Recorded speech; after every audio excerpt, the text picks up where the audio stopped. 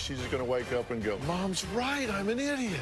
No, I'm not calling her an idiot. No, you aren't. I wrote it down. Plus, police say her ex was the last person to see this pregnant woman alive. He tried to take my life. He never once denied that he killed Bethany. Let's do it. Have a good show, everybody. Here we go. This is a safe place to talk about hard things. Stand by, Dr. Phil. I'll try to be an emotional compass and point you in the right direction. In 5, 4. I am not giving up on you. Go, Dr. Phil.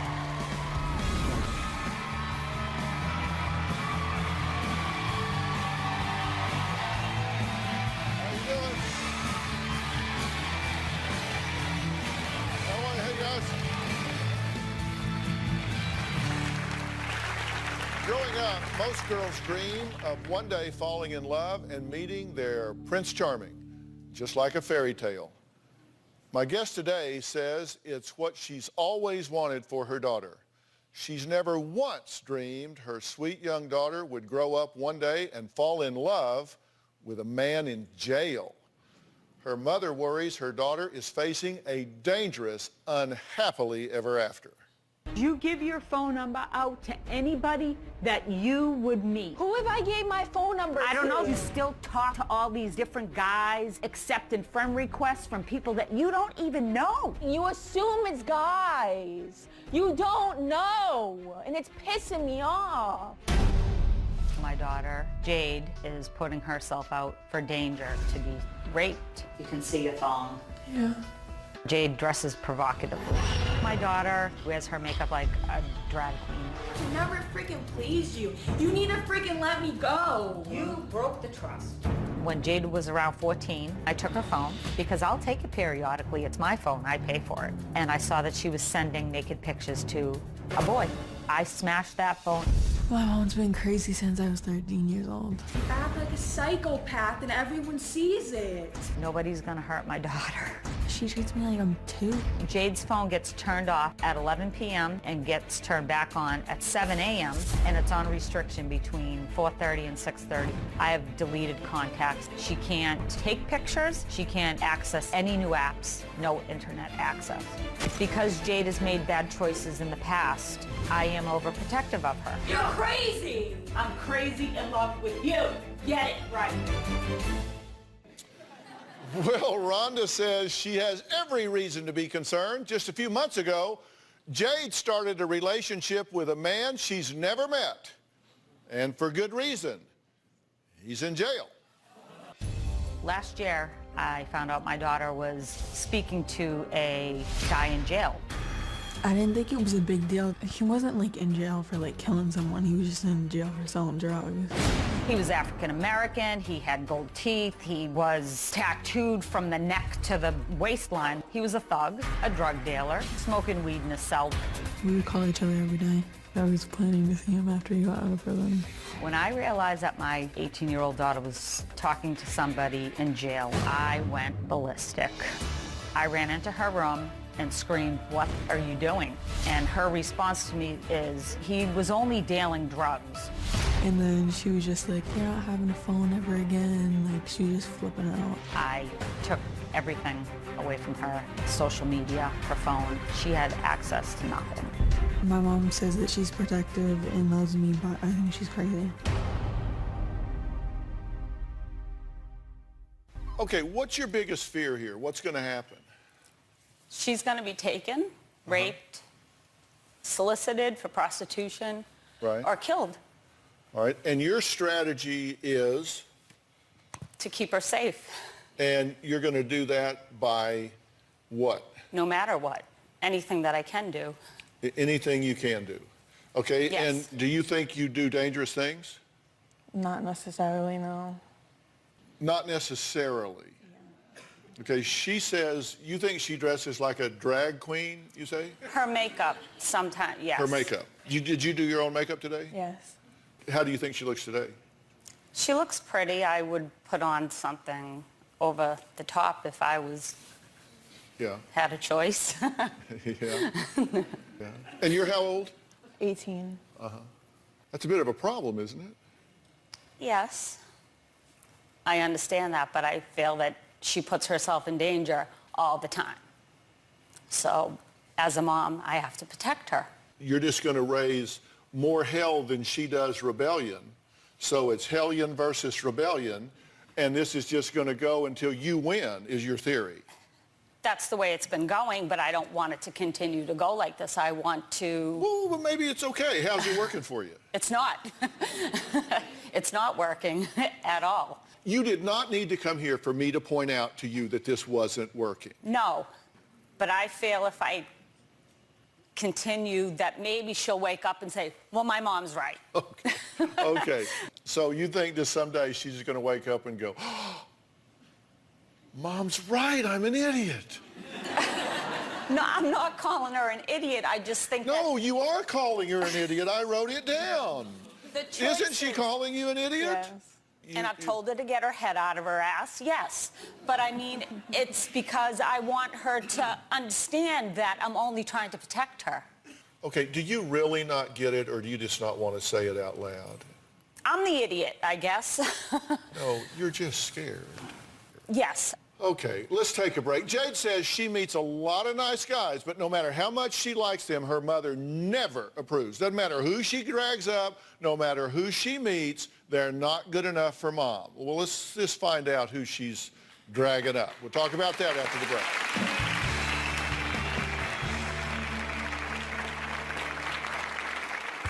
Jada texted, I need to tell you something before I come home. She said, I have a hickey. So you think it's right to hang out with him the first time out of school and have a hickey? Do you think it's He appropriate? would apologize to you. I don't want an apology. I don't have a problem with my daughter being with a black man. I have a problem with the thug guys that she likes. Just because I like to watch BET and stuff, she came out slamming doors like so loud. She's like, oh, you're watching a show. Love and hip hop, gangster girls, this and that. All the crap that she watches, she just tries to act like them. I don't like it. I lock the TV, and you have to put a coat on to watch those channels. Sometimes my mom can be really racist. Okay, you say that, you say she's a psycho. Yes. Are you giving her reason to be what you call psycho? I think I have, but I don't think she comes about it the right way. Like, I think she can... Well, let's forget about the way she does it. What are the bad choices you're making? If you're just being completely objective. Talking to someone in jail. Okay, so you're talking to somebody in jail. I was. And this someone in jail, she doesn't like the fact that he's African-American, according to you. Let's put that aside for a minute. How old is this guy? 27. 27, and you're 18. Does he have children? Yes. How many? 3. 3.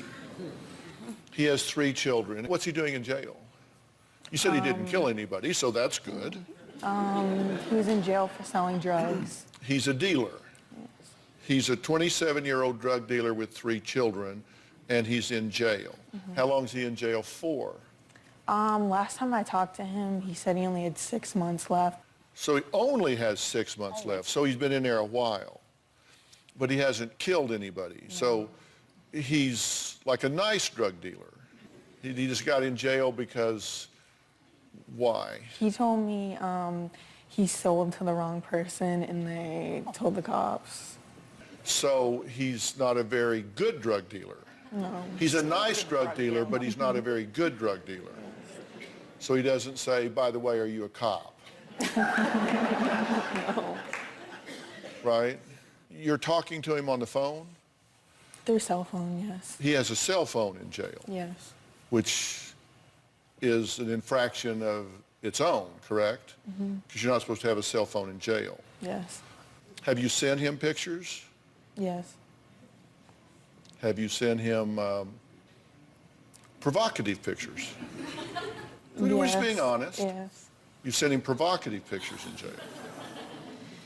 So you're now probably well known in jail. The head girl in jail. So does he know where you live? Be honest. Yes. Not like what town or anything. Okay. He doesn't have your address. No. He has your cell phone number. Yes. he did, because we're going to change that. Tells her to look for a place where she wants to live because he loves her and all this crap. Has he told you he loves you? Yes. Did you believe him? Be honest. To a certain point. She did, because after he threatened me and after I called him on his cell phone. Are you a ventriloquist? Because I ask you questions and it sounds like the answer's coming from over here. She does that about everything. Yeah. She likes to answer And, for me. you know, I thought I was doing pretty good. I didn't yell. I didn't raise my voice. did I a didn't great call her job. any names. And I seem to have gotten a lot of information you didn't even have yet. Because I don't think she's going to tell you this. So I need to fill you in along the way. Well,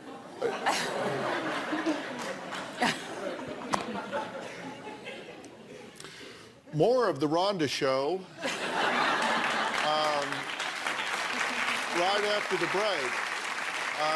Jade says if things don't get better, she's moving out. Is that a good idea? I'm going to tell them both what I think when we come back.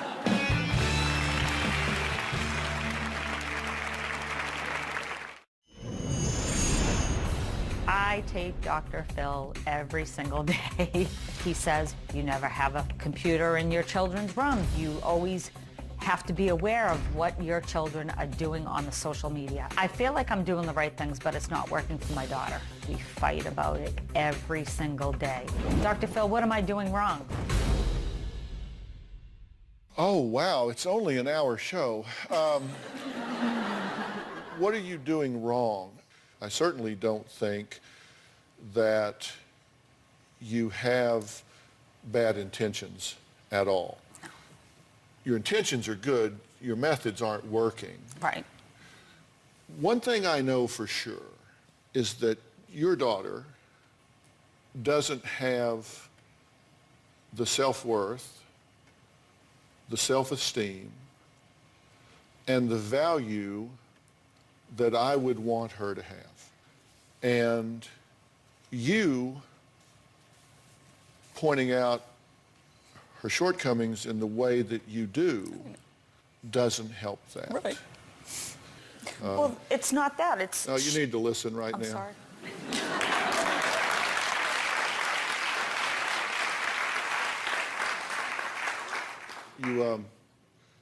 You're blocking TV channels like BET. You're not blocking porn, you're blocking BET.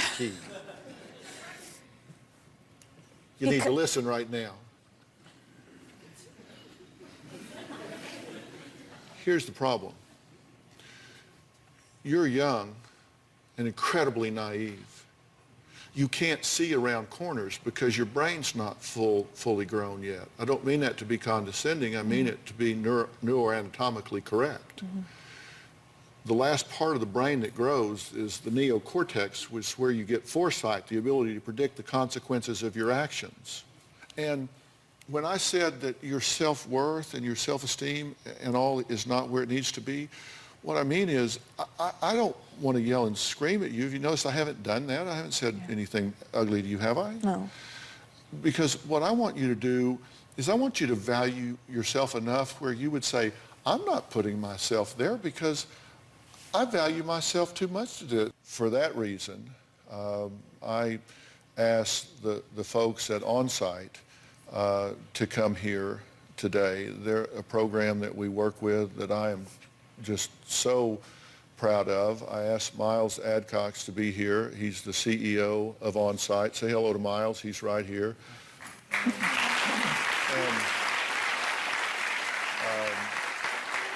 he just does such a terrific job and I think does a really great job, particularly with young folks at the OnSite retreat. And I asked him to be here because I wanted him to meet with you and talk with you because I think a really concentrated program with you would be something that you would just flourish under. You know, Miles, she's got such great potential. And so I would like for you, Miles, to sit down backstage and talk with these folks about that because I think this would just be such a great fit. Can you do that with them backstage? 100%. Next, she says she was forced to shoot her boyfriend 2 times in self-defense because she says She was terrified he would kill her, but she did not escape unharmed. It's a night, she says, changed her life forever. We'll meet her after the break.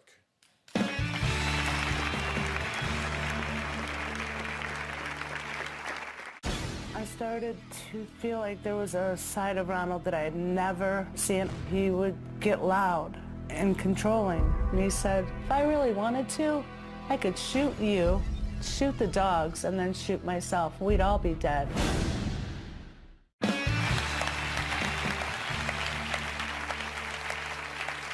My next guest, Vicki, says that 4 months ago, her ex-boyfriend nearly killed her. He is now awaiting trial with charges that include attempted murder for shooting her in the head. Vicki says the night of her alleged attack, she feared for her life. I met Ronald about 2 years ago. He seemed to be very nice, polite, quiet, somewhat charismatic.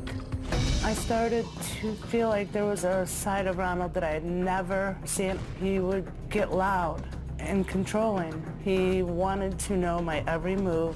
One minute he would be very sweet, and then the next minute he would be throwing the ottoman. He would get close into my face and scream where you could feel his breath. One day Ronald brought home a puppy. And when that puppy wouldn't behave, he would choke her. She would gurgle and cry. And I couldn't save her any more than I could save myself. Another day, Ronald took me to the countertop and was bashing my head from the counter to the cupboard. He was mashing me towards the sink, and I thought my neck was going to break. And then he proceeded to tell me that if I went to the police, that he would kill me. I started hiding my guns around the house. And he said, if I really wanted to, I could shoot you, shoot the dogs, and then shoot myself. We'd all be dead. I knew he was going to try to kill me, and there was nothing I could do. I felt like I had nowhere to run. Well, Vicki says she finally got up the courage to leave, but before she had the chance, she says her life was changed forever.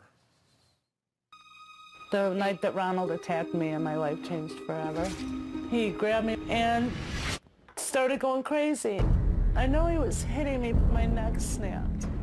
I could feel it, I heard it. He proceeded to beat me, choke me, spit on me. He was fighting me and laughing at me, and I was begging him to stop. He started to rip my clothes off. He choked me. The light flashed and the darkness came, and I was gurgling. He was so busy hurting me that he didn't see that I was trying to get the gun from under the chair. I started pulling the trigger.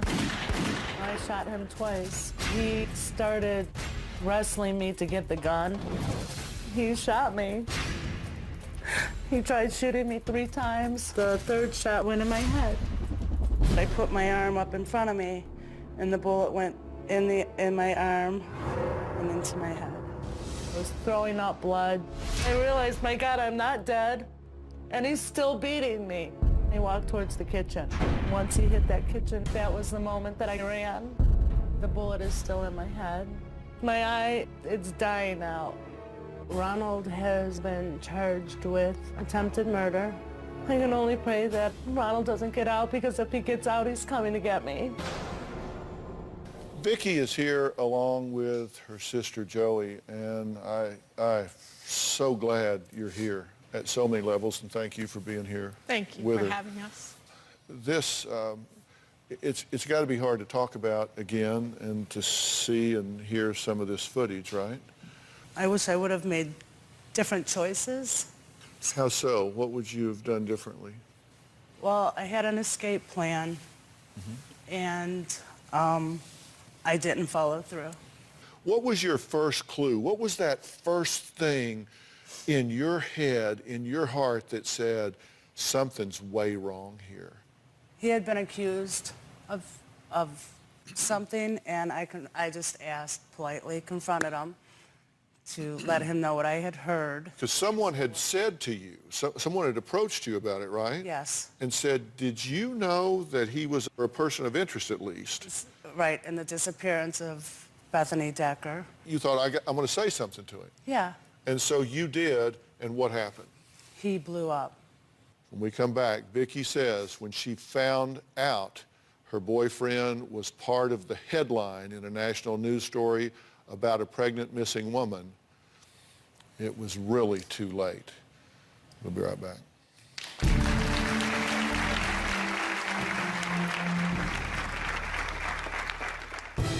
Where is Bethany Decker? Army wife, 5 months pregnant with a second child, vanishes. Ronald was the boyfriend last seen with Bethany Decker. Why did the boyfriend move out immediately when she goes missing? This is about possible murder.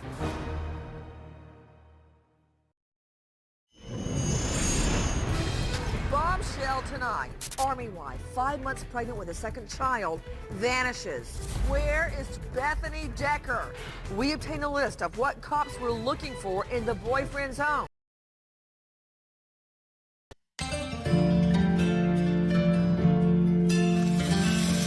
If you could take the sword, take the pill and don't get hurt because you've had to leave. You've had to change the court.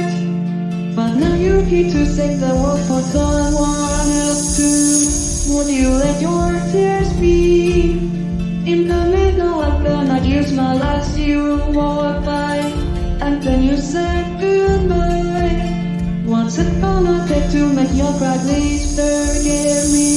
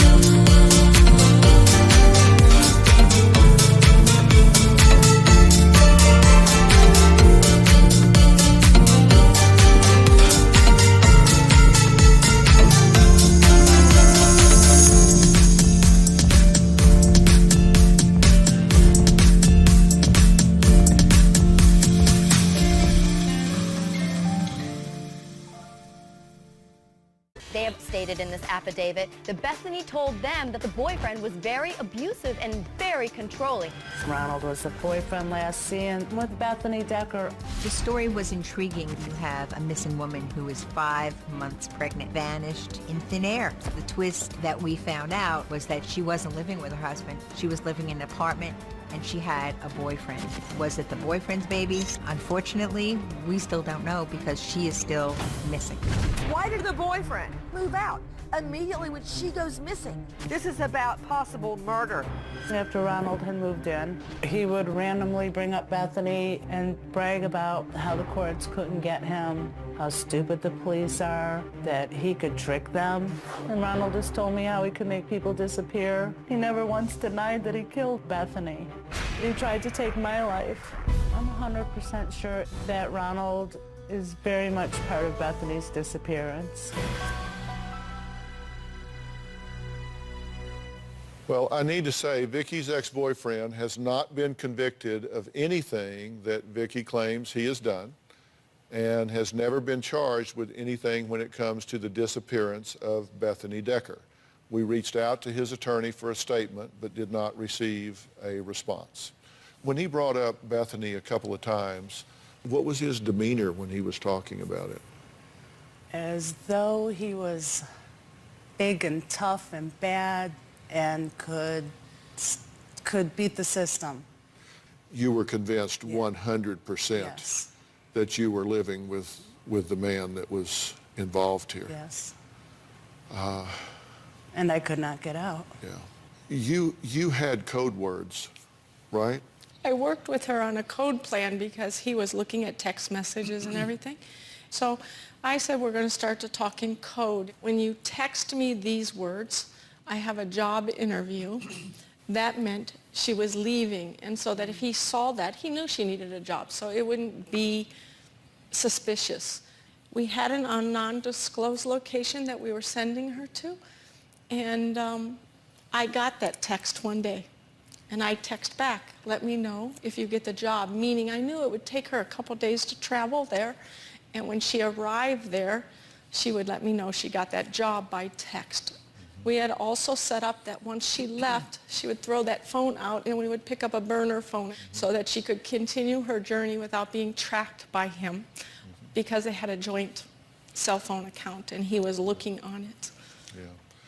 Well, it was very ingenious of you to work that out, and as you say, you changed the plan. I wasn't thinking straight. I understand. You know, my wife, Robin, has been at the forefront to stop domestic violence, and next we're going to talk about an exciting project that she's been extremely busy with that's helping further that mission. And, you know, along the lines of what y'all are talking about, one of the things that Robin has done is develop something called the Aspire News app.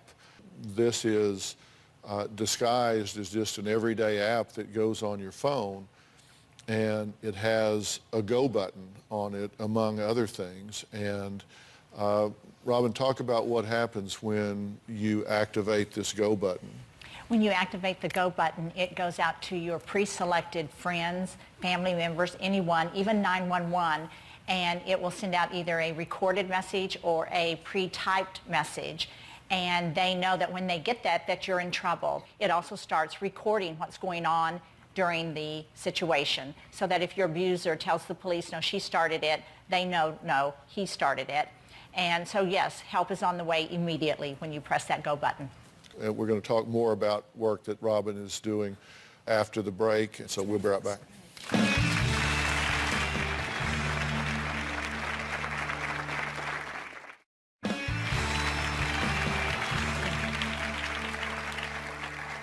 Last year, Robin and her foundation, When Georgia Smiled, hosted a groundbreaking domestic violence summit where leaders from the domestic violence community came together to speak about this often silent epidemic. One guest speaker who really resonated with Robin was Karen Earl, the CEO of the Genesee Center here in Los Angeles, which is a women's shelter that helps women and children transition from abusive situations to safe ones. Now, Karen shared with Robin how her center was well, it was in much need of resources, and Robin didn't hesitate to visit her to see how she could help. It's so wonderful to see you again. Oh, I would love for you to tell me more about the Genesee Center. Well, Genesee is a safe place for women and children. This is where they come when they're escaping domestic violence. Well, the number one message from When Georgia Smiled, when women and children are trying to leave an abusive situation, is safety first. Let's take a little tour and look at what we're going to change. I see these lights hanging like this. That looks very dangerous. And that's all the light you have out here. We don't have lights in the backyard. Yeah. So when the children come in from school and once it gets dark, they can't even use this area.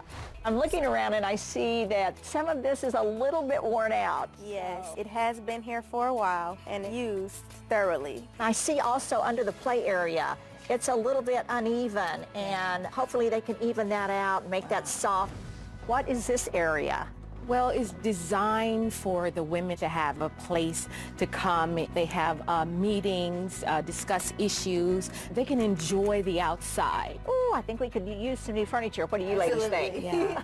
If you consider so many families, everybody is using it over and over, yes, it would be a nice change to have something new. It's going to be just a beautiful redo with the safety of the children in mind. I see just a gorgeous flower box just going the entire perimeter of the yard. Yeah. It would just be such a beautiful visual for everyone when they come out here. Hopefully we can also bring in new toys for the children. Now, one more thing. I would love to know what's going on with this garage behind us. And we'd love to tell you. All right, let's look at that. It's a two-person job. It gets tricky here. So you just have to hold it, and I'm going to lift it. Okay, I'm pushing the... Oh. And you have to help... Oh. Whoa. It's going to stay up? Hopefully. I think it's obvious that we need a new garage door, yes, because that was a bit scary. You don't use this for a garage. It looks like storage. While you have it very organized and clean, you need more storage on the walls. This has been a great tour. Our number one goal when we arrived here today was to see what we could do to make the world a safer place for the women and the children that live here. And so I thank you women so much for having us here, and I cannot wait to see the final result. I wanted the women and children who come to this shelter to feel safe and comfortable while they take the first steps to beginning their new lives. And I couldn't wait to roll up my sleeves and get to it. With the amazing generosity of the Home Depot and their Team Depot volunteers, we got right to work. Today we are going to transform the backyard of the Genesee Center. We have 30 volunteers today from our local Home Depot coming in to help make this happen. Home Depot! All right, guys, go to it. We are so happy that Robin McGraw has brought in the Team Depot because one of the Home Depot's core values is giving back to our community.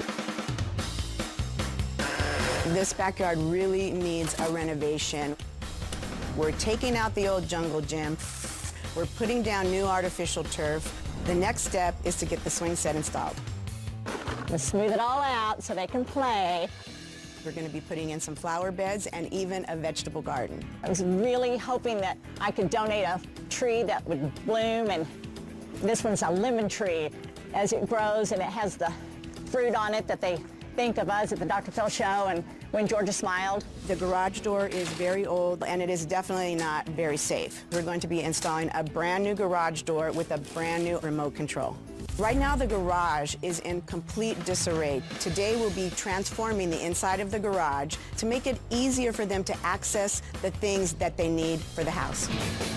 The facility is in desperate need for storage space, so we have a 16 by 4 foot storage shed coming in. We have a new gazebo going up. We have a new table, new chairs. We have a beautiful fountain that will be back here. We're going to be replacing the security lights because they are not functioning right now. Just put them down here like this. I love how many lights we've put in here. It's going to be so safe for all of the children. And we have brand new toys coming in. Hula hoops, tricycles. Oh, they're bubbles. Look at the bubble sticks. right, so we're just going to spread it around. When we are done, this place is going to look amazing. I want to start by telling all of you a huge, from my heart, thank you. Without you, it would not have happened.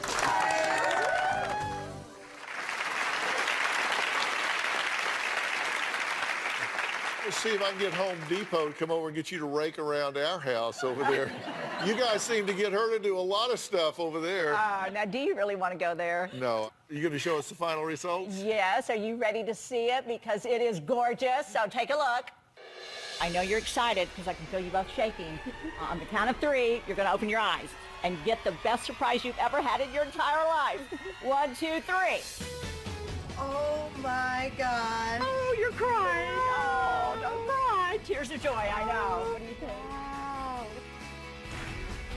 Can you believe it? Oh my goodness. Beautiful. Look at the swing set. Bless your heart. It's wonderful. What do you think? It's overwhelming, isn't it? Yes. So beautiful. Try out that swing. Woo! Yeah. Thank you to Swing Set Solutions. They donated this beautiful swing set to the children here, and I am loving it. They planted these beautiful flowers. Yeah. It's beauty, beauty, beauty. Yes, yes. And it's functional. Yes. The lights. Look how wonderful. Oh my God, We have I didn't all the notice lights. those. It's going to be so safe for them. And look at all of these beautiful toys. Mattel donated. They have seen firsthand what play can do for a child's mental and physical capabilities. And look at this beautiful living area. I love the colors. Fountain is so peaceful, isn't it? I'm grateful and thinking about how this is going to impact the children and the families. It will let them know how special they are. Oh, that's so true. Remember that rickety old nasty garage door that took 2 of us to open? Watch this. Notice you don't hear it because it's so nice and quiet. Oh my God. This space. I can't believe it. Look at all the bins. It's all organized, cleaned up. This is just a gift from Home Depot. Happy children, thriving, peace, hope. Inspired. Inspired. Wow. Thank you, Robin. You are so precious. Don't thank us. We thank you for allowing us to be a part of this.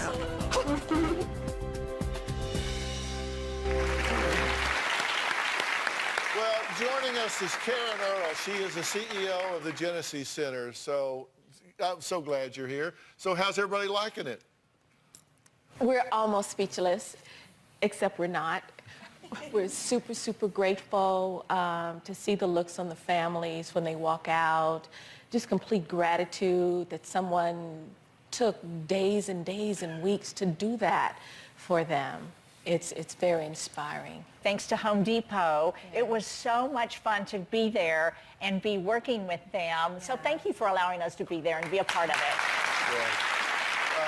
Also joining us is Stephanie Press, who is the district service manager for the Home Depot. So Stephanie, thank you for being here and for helping out. Our associates volunteer their time. I actually have some of them with me here today. All right, nice.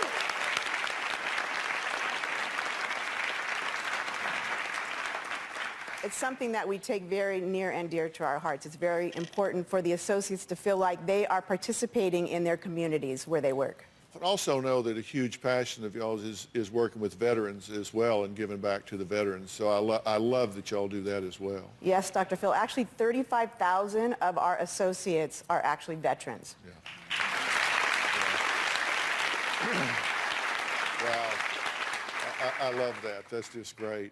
And you guys have impacted more than 15,000 veteran homes as well as doing the stuff with the domestic violence shelter. So that's a lot of good work that y'all are doing. So thank you, Dr. Phil. Next, I have a little surprise for Robin. Find out what it is after the break.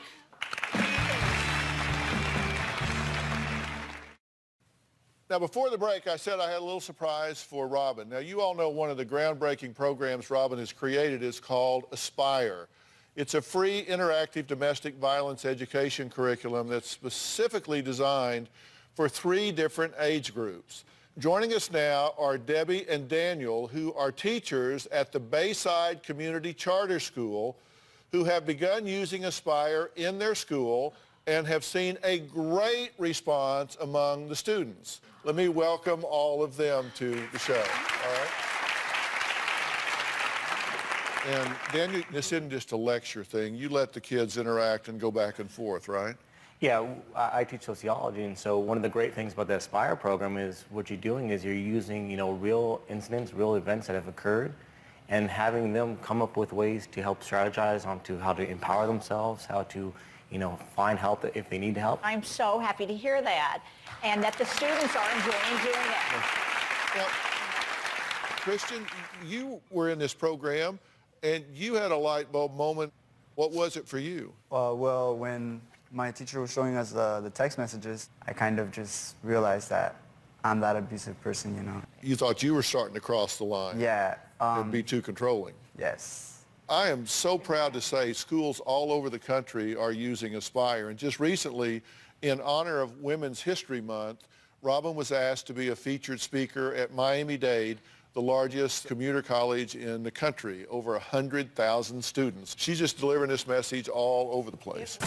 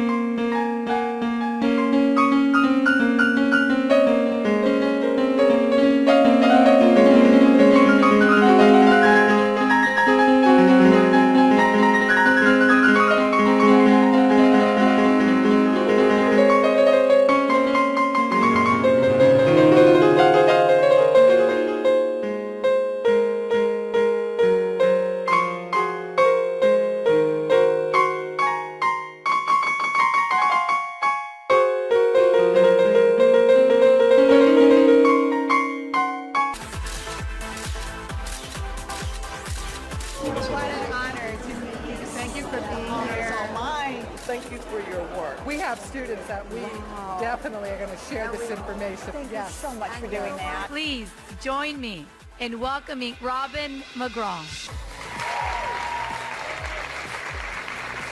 I love, in fact, I live for the opportunity to speak to a group like yours. I am here to invite each and every one of you to join me in taking action. It was so exciting to be there. I presented the Aspire curriculum and the Aspire app to the faculty and staff to help them use it in their classrooms. The program is designed for 3 specific age groups, each with its own custom curriculum: tweens, teens and young adults, and adults. My mother, Georgia, made sure I did 2 things every single day. The first thing she made sure was that I thanked God for my blessings. The other thing was to do something for someone else. I think of her every single time I speak.